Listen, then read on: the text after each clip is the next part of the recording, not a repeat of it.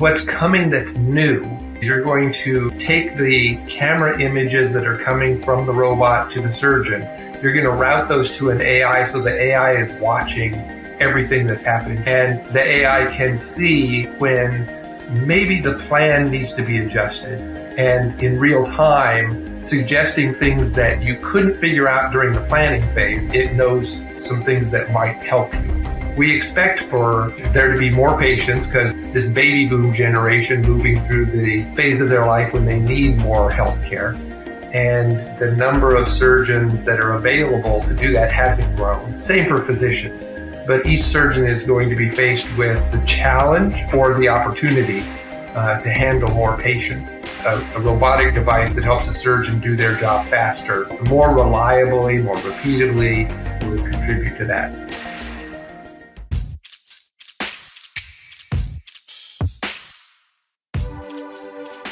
Welcome to the Digital Healthcare Experience, brought to you by Taylor Healthcare.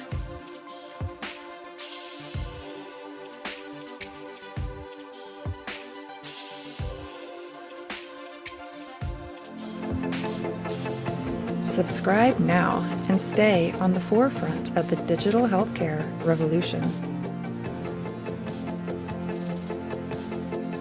Hello and welcome to the Digital Healthcare Experience podcast presented by Taylor Healthcare. I'm your host, Chris Civitarice, and today I'm joined by Dr. Roger Smith, a pioneering technology executive who has shaped innovation across healthcare, military simulation, and defense sectors.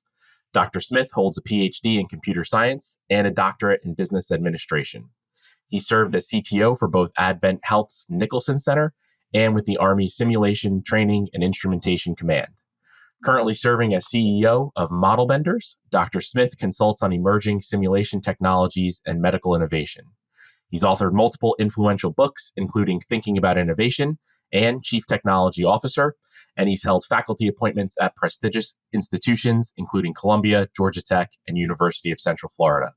Welcome, Dr. Smith. It's great to have you on the podcast. Thank you very much. I'm looking forward to our discussion. So am I, and today we're talking about a really fascinating topic, AI and robotics in healthcare.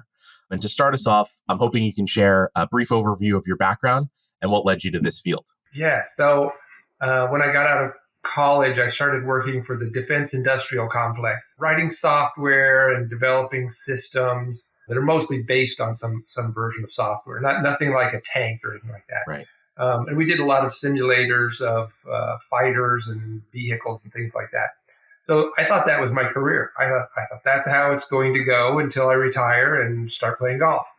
And along the way, after a great stint at the Army, I was invited to go to work for AdventHealth system. So shift from defense into healthcare. And the people that invited me and kind of coached me pointed out how that wasn't so foreign or not so drastic as I might have thought. And so then I found myself doing research into the effectiveness of surgical robots, the ability for them to do things that you couldn't do in more traditional forms of surgery, and also the ability to teach a surgeon how to jump into robotics if they were a practicing laparoscopic or open surgeon. And I spent 10 years doing that before I kind of slid out into my own consulting practice and on the side writing fiction about the robotic surgery space. So that's a quick overview of the kind of three phases of the career since college. Very cool. And I know I've heard you speak before about robotics as kind of a natural fit with AI. I'm hoping that you can elaborate on some of the technological strengths of robotics that might make them really excellent hosts for AI. Sure. Yeah, we can do that. So for listeners who maybe don't have the right mental picture of what a surgical robot is, it's not like a machine with hands that walks up to the table and you're like, there's no human around. It's just this machine.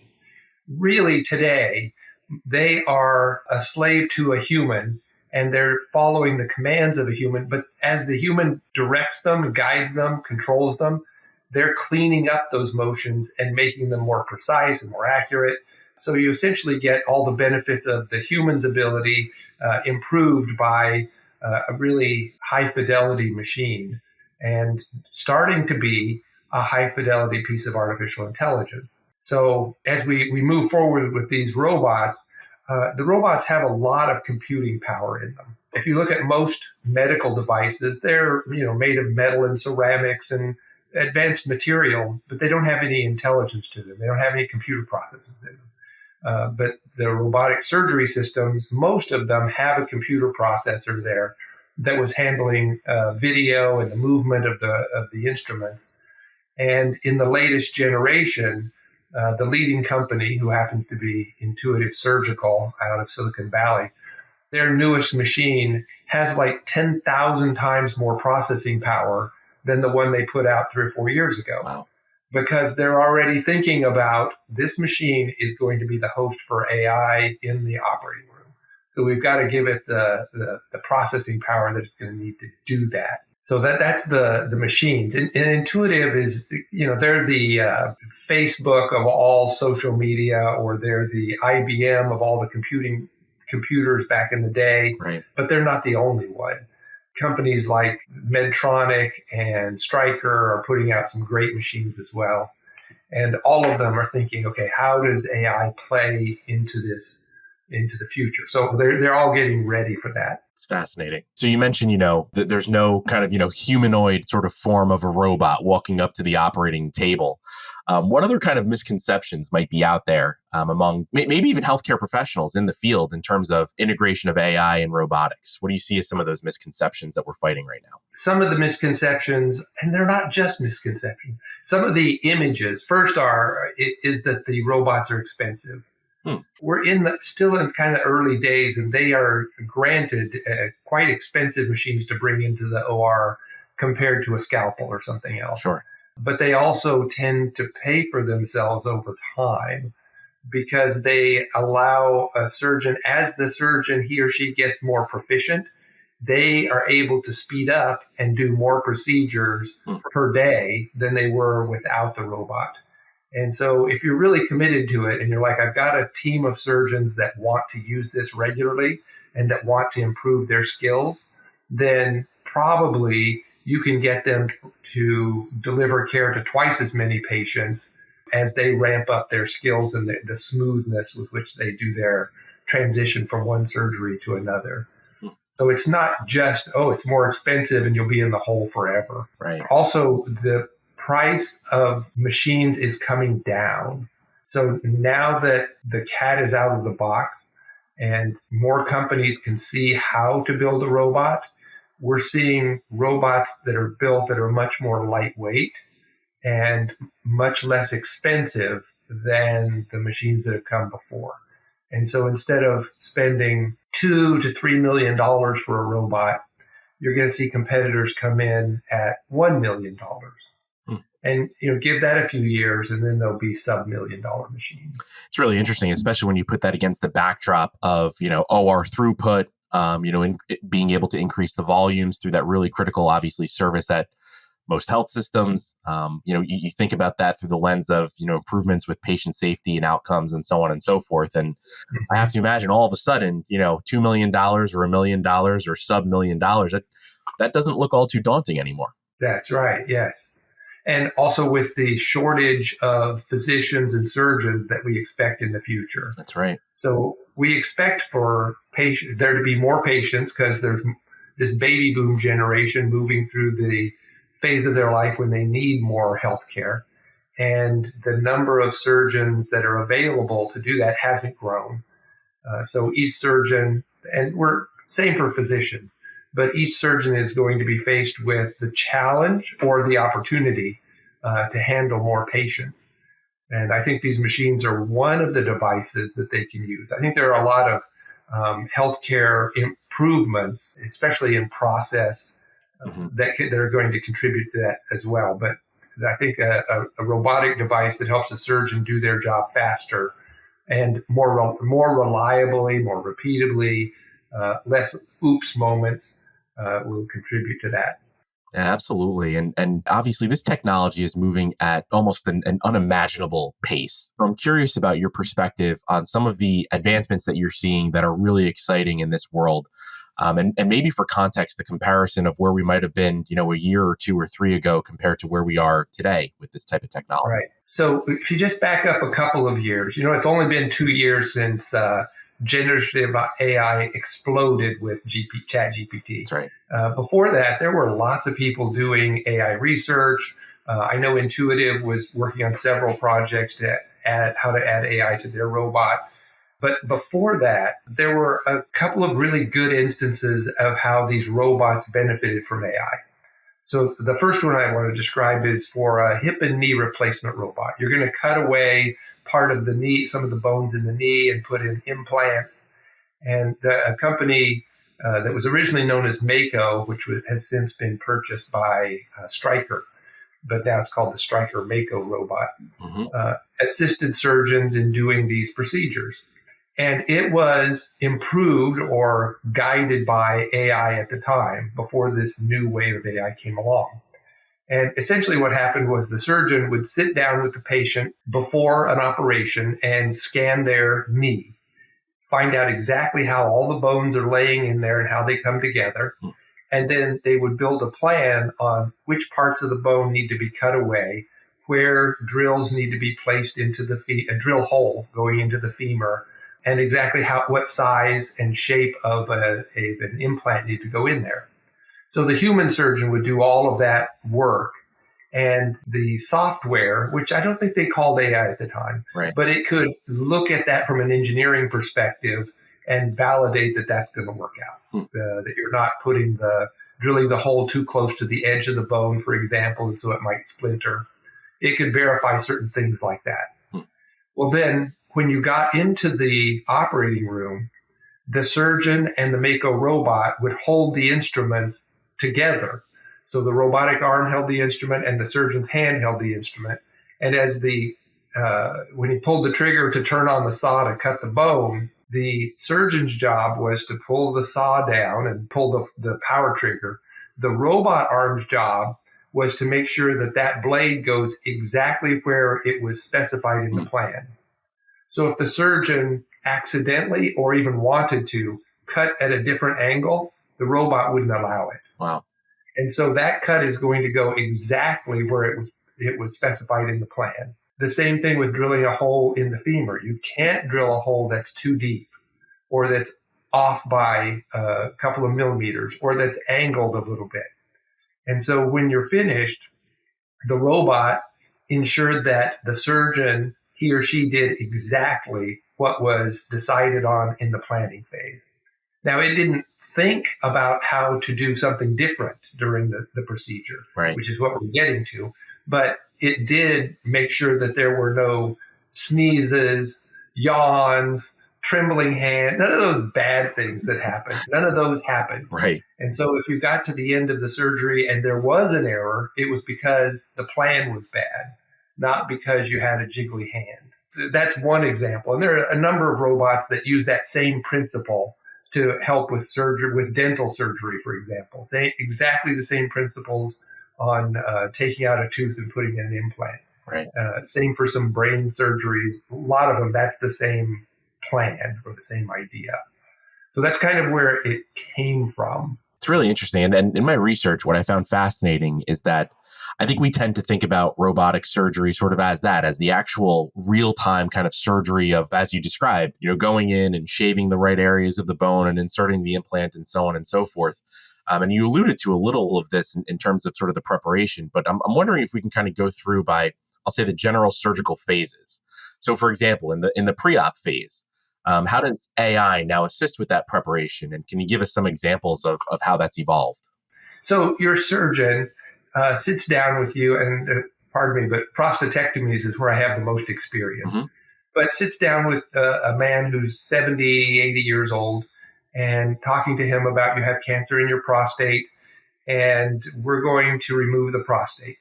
So the human surgeon can say things like this: I've done 100 of these procedures, and here's kind of what you can expect to happen, right, as far as your limited movement, your return of function, how many weeks it's going to take. And he can kind of give an idea of what this patient should expect.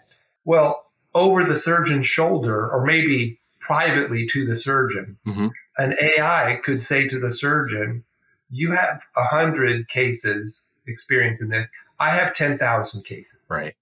And it's all based on data analysis, but I have the data and an understanding of 10,000 cases. And here is what I think this patient, who is 77 years old, 260 pounds, has previously had some urinary tract problems and maybe allergic to something. Mm-hmm. Here's what I think that 77-year-old person can expect. And so we expect that recommendation to the patient would be much more specific and much more accurate to what's really going to happen. And then, of course, at this stage in the relationship between humans and their surgeon and the AI, all of that would be translated through the human surgeon. Right. Nobody wants that straight from the robot, straight from the AI. So that's one example. And then when the surgeon is in that planning phase that I mentioned earlier, especially with the prostate, the surgeries in soft tissue are less predictable than surgeries in hard tissue. Right. So the bones aren't going to move around. They're not going to change between the time you scanned and the time that you came into the OR, but soft tissue does.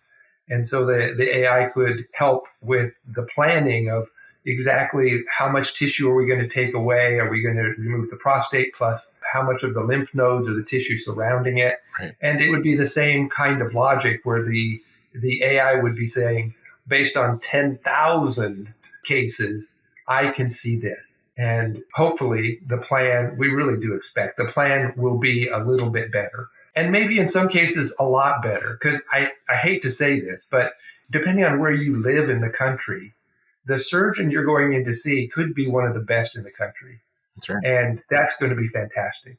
But the surgeon could also be one of the not so best in the country, polite way of saying it. And this person could have botched a lot of surgeries, but they're the only one in your geographic region. Right. And so the AI assistance to that person could make a much bigger difference than to the expert who's teaching everybody else. Makes perfect sense. So hopefully you'll see this leveling up of results all around the country, for example. Yeah, that makes perfect sense. I mean, you can envision even a not so great surgeon or somebody with less experience. You think about an attending that's been doing this thing for, 25, 30 years versus somebody who's kind of fresh out of their, surgical residence fellowship, so on and so forth. That could be kind of almost a great equalizer in that preparatory period to achieve the best results when you walk into the OR. So that's fascinating. Exactly. Like if you're a young surgeon just getting started, for this procedure, your hospital is probably going to insist that you collaborate with an experienced surgeon for the first 10 or some number like that. Yep. But somebody has to be number 11, where it's your first time alone. That's right. So now let's flip to kind of during surgery. Yeah. And what you described earlier in terms of, the robot's capabilities in terms of keeping that hand steady and so on and so forth. And that was a few years ago. And that was really incredibly fascinating and meaningful sort of technology and advances. So as we look at during surgery, what are some of the real-time AI and robotic capabilities that we have now, and how are they enhancing patient outcomes? What's coming that's new, or will be new when it gets here, I think the first thing that's going to happen is you're going to take the camera images that are coming from the robot to the surgeon. You're going to route those to an AI, so the AI is watching everything that's happening just like the surgeon is. And the AI can see when maybe the plan needs to be adjusted, can see that the tissue that you had planned not to remove is looking a little worse and needs to be taken away. Right. Or that some of the tissue that you plan to work through is scarred and hard because of some previous surgical procedure. Right. And so maybe you need to go around that. And so I think the first thing is the AI watching and in real time suggesting things that you couldn't figure out during the planning phase, but now you're doing it real time. It knows some things that might help you. Or if you accidentally do, like you cut an artery vein or something, there's a lot of bleeding. Clearly you need to stop that. But once you've stopped it, does that impact what you're going back to do or not? And it should have a lot of data about whether what just happened has any impact on the rest of the procedure. So that's just it's not doing anything. It's just recommending and giving ideas. So it's still that kind of symbiotic relationship between the AI, the robot, and the human being, the surgeon, Right. that at the end of the day is controlling everything. Right. Fascinating. Now, these robots don't limit themselves to two hands the way Right. most humans are. Right now, the surgeon with the Debunking robot has 4 instruments. Yep. One is a camera, and then the other 3 are active instruments. With AI assistance, maybe you don't need to limit it to those 3 active hands. Maybe you could have 4. Wow. And at least at the beginning, you say, AI, I want you to control this instrument that's not going to cut anything, but you're going to grasp some tissue and lift it up out of the way so I can work behind it. Right. That's your first job. And it can do that job easily, and you don't have to have an assistant doing it from a separate port, and you don't have to juggle that in your own head. And that AI may be controlled verbally, where you can say, I want you to grab this piece of tissue and, tap it or however you indicate it. Right. And then it goes, yeah, I know how to do that. It grabs it and lifts it up. And then you could say, lift it a little more. So that's the beginning, something simple that people go, oh, I can see that. And that doesn't scare me. Right. And then later you can move on to, I want to let the AI do the suturing. Right. So when it has to put 2 pieces of tissue back together, the way that's done well is pretty clearly defined. So you can say, AI, you do the suturing for me. So it's interesting. And I want to talk about, the impact on post-operative care next, but you kind of bring up a question in my mind in terms of sort of the limitations of where we are today and sort of where we're going. And I guess the way that I would ask this is, today is the limiting factor of what's possible. Is it the technology in terms of the robotics and the AI, or is it sort of our human acceptance of whether it might be the risks associated with it or just the mental block of having a robot doing things that traditionally a human was doing? Is there a limiting factor on either side of the aisle today in your perspective? So it's kind of like they're in layers. So I think until recently, there was a technological limitation. Okay. And because there was a technological limitation, the social limitation took a backseat. Okay. So it was still there, but just because you couldn't quite do it, like having a robot with AI assistance do suturing, that has been possible in a research context for several years. Right. But it wasn't good enough to take into live surgery where things are much more unpredictable. Right. And I think we're now, if we get so we can conquer that and handle that technologically, then you move that barrier away and you get to the social acceptance.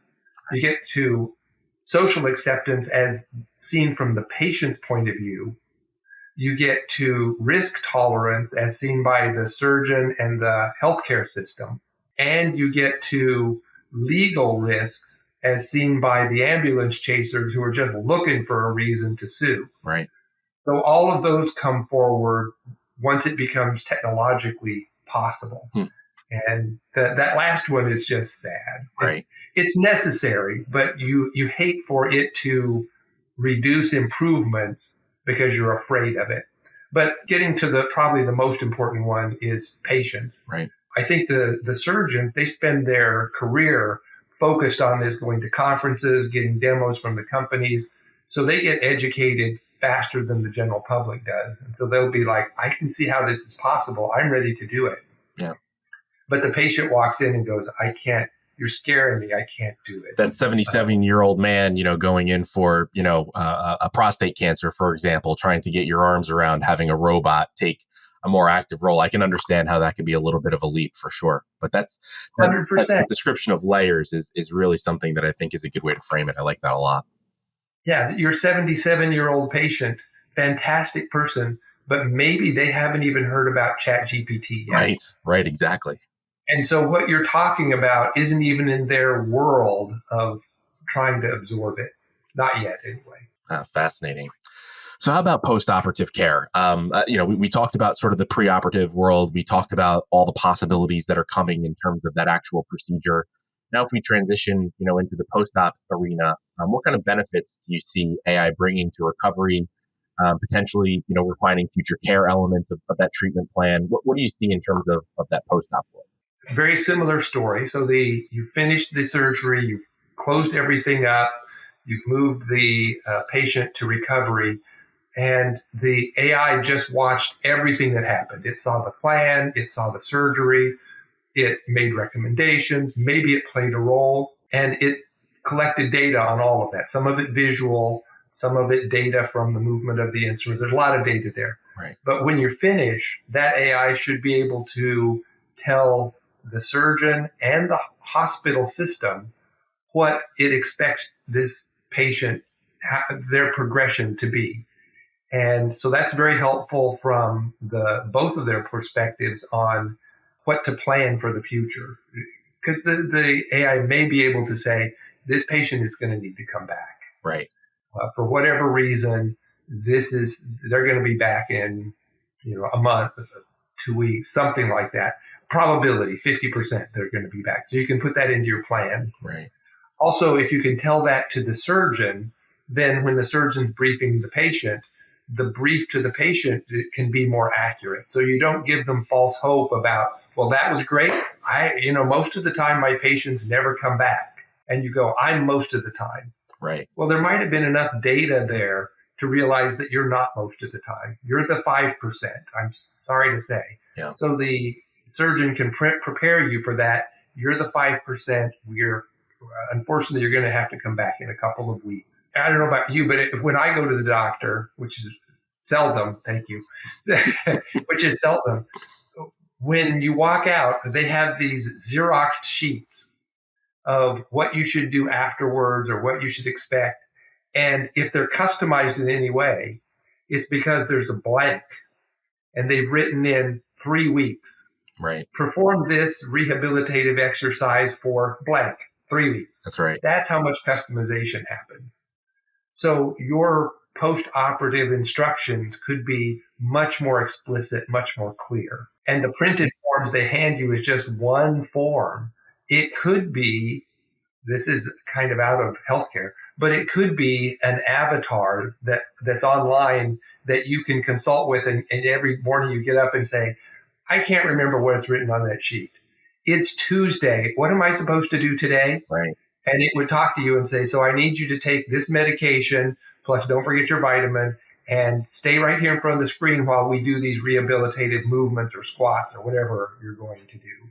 Be a real game changer. And what you're describing, I mean, all the way kind of through the process is getting to sort of that personalization of medicine, of treatment, of surgery, of kind of take your pick, rehab. And I have to imagine that's one of the big, sort of powers, if you will, of the marriage between humans, the AI, the robots, all the peripheral technology you described in terms of care coordination and so on and so forth. There's so much here to this story that goes beyond the actual, instrument that's performing the surgery in conjunction with the surgeon, which is really incredible to think about, just that ecosystem, I think. Yeah. It's kind of ironic that we're improving the personalization of medicine with something that's not a person. That's right. Now, it's derived from people. Currently, everything that the AI is so smart about is really the experience of 10,000 or 100,000 or a million people. So it's really derived from human experience, even though it feels like it's impersonal. And I know we've talked a lot about sort of what's here and what's on the near-term horizon. I would love to get your perspective as a futurist in this space. Looking ahead, what do you see as kind of the next big major breakthroughs in robotics for healthcare? And where do you see this thing going in maybe not 12 months, but even beyond that time frame into the future? So right now, according to a 2022 survey paper of all the robotic devices in healthcare, at that time there were 19 unique robotic devices being used in surgery. Okay. Hundreds more in other areas, but specific to surgery, 19. And when I rolled my eyes up and went, does that track with my count? And I was like, yeah, that's about what I know of too. So I would guess now we're around 25. We're still in the 20s, whatever it is. So there are about 20 some that are in your big metropolitan hospitals. Right. But in the R&D phase, there are several hundred. So this is a hot area where lots of venture capital is flowing in, and people have seen how successful Intuitive Surgical has been as a company. For Intuitive, they do, with using their device, they do about 1.3 million procedures every year. Okay. And that's just a fraction of the number of procedures that are performed across the country. Right. And so a lot of business people have looked at that and went, if that's 2% or 3%, there's 33 more Intuitives to be creative. There's a lot of white space there. Sure. Huge white space. Yeah. And so as we learn from them, they're not the only one, but they're the most successful. Mako, very successful. Mazor, very successful. There's a lot of very successful robots, but none on that scale. So as they look at this, there are several hundred companies trying to fill in that white space using the principles that we've learned from the dozens of devices that are out there. And so you see robots that are like an Intuitive device, but they're so small that they're using them in your ear or on your eye. Wow. Or down your throat. Down your throat's almost the same size. As I mentioned before, tooth implants. Doing a tooth implant, almost the same model as a Mako knee surgery. So from knee size to tooth size. That's happening all over the body. Wow. And so any surgical procedure that you can imagine happening, somebody's trying to create a robotic assistance device with that. Probably the most challenging of them all. I mentioned how orthopedic surgery on bones is very predictable, and then with soft tissue is less predictable. Right. Most challenging is anything to do with the heart. Sure. Because most of the time you don't stop the heart. Right. And so there are people looking at how can I operate on the heart while it's still beating with a robot. Yeah, I've seen a demonstration at Harvard Medical School of a device that in the research labs, they show how it could be done. Not ready for prime time yet, but could be done. It's fascinating. And I have to ask you, sort of robotics in general, even beyond healthcare, again, as a futurist, as somebody who's been researching this for, a number of years, what's the thing, I'll say, just sort of innovation in AI robotics in general that excites you the most? It doesn't have to necessarily be in healthcare, certainly could, but just as you think about where we're going, what's that thing that excites you the most? So this is the first one I'm going to come up with is in healthcare. So instruments for several hundred years have always followed two form factors. Either it's a knife, which is like one finger, or an energy tool is like one finger. You cut with it. Mm-hmm. Or it's two fingers, it's scissors or graspers. Right. And so surgeons have had 5 fingers, but have always operated with 2 or 1. Effective translation of movement. Right. As we bring AI into this mix, you can look at the job you're trying to do in the body. Maybe you're trying to do something specific in the eye, and you can design an instrument that's perfect for that eye, but have no concern with how many fingers the human can use to control that. Instead, you have the AI controlling it, and so you can design it to do that job, the best design for the job you're doing, instead of limiting it to the human hand. Wow. And maybe that means that the device has 6 fingers with 8 joints on each finger. Right. Or who knows, or maybe it has a cup on the end of one finger and a corkscrew on, the Swiss Army knife. It has whatever is needed to do the surgery. Instead of saying, that would be really helpful, but I don't see how a human surgeon would control it. That's not a question anymore. You don't ask that question anymore. Right. Very, very interesting. Curious, anything else that you'd like to share with the community that you're working on, that you're excited about? Anything at all, kind of last thoughts as we wrap up the conversation here that you'd like to share with the community? So from my original field is simulation. Mm-hmm. In a simulation right now, we create these models and they have rough metrics of how you're doing, and you try to learn to do surgery in a simulation. Right. I'm looking forward to when the AI comes into the simulation with you. And so the AI is making the tissue behave more intelligently. That's nice. But also it's right there like a tutor in your ear. Wow. And it can tell you, the way you moved your wrist, you turned your wrist 1/4 of an inch. If you had turned it 1/2 of an inch, you would have found that worked better. Now Now, that's a level of fidelity that a human proctor almost can't do. For one, they can't pay attention all the time. And for two, seeing something that minute is really difficult. Absolutely. But if you can get the AI into the simulator, then you can have kind of like a super tutor in there while you're in your learning stages of your, in this case, surgery. And when you're done, it's almost like cheating. It's like having somebody tell you the answers in real time. That's right. And help you bump your hand so that it turns in the right angle, so that you're not making mistakes over and over and over until you get it right. You're being bumped along the right path right from the beginning. So that would be an amazing thing. It's just incredible. I mean, the possibilities as you kind of go down the list. This has been an awesome conversation. I really appreciate you joining us today, Dr. Smith. It was an absolute pleasure to have you on. It is a lot of fun. Struggling to explain it so that almost any audience can understand. When it works, you're like, great, that's perfect. I'm so glad. I think people are. Oh, this has been great. And I hope you'll come back because, again, I mean, the pace that we're moving here, it's amazing how it's sort of incremental as you describe it in terms of step by step by step, but it's happening so fast. So I really hope you'll come back and keep us posted on the way that the industry is moving on this. I look forward to it. Let's do that. Awesome. Thank you again. And thank you to our listeners. If you enjoyed the conversation, please like, share, and subscribe to help us keep growing the show. And if you'd like to learn a little more about Taylor Healthcare and the digital healthcare experience, you can go to taylor.com/digital-healthcare. That's our show for today. And until next time, I'm Chris Civit-Therese, wishing you health and good cheer. Take care. To learn more about Taylor Healthcare, please visit taylor.com/digital-healthcare. This podcast is for educational purposes only and is provided with the understanding that it does not constitute medical, legal, or financial advice or services. The Digital Healthcare Experience is produced by Naomi Schwimmer. Podcast music by Nicholas Bach. The more engaged the patient, the better the outcome. But how do you help patients get engaged? Introducing AdventHealth from Taylor Healthcare, digital tools that increase patient engagement at every touchpoint. Go to imedhealth.com to learn more. Find the link in the show notes.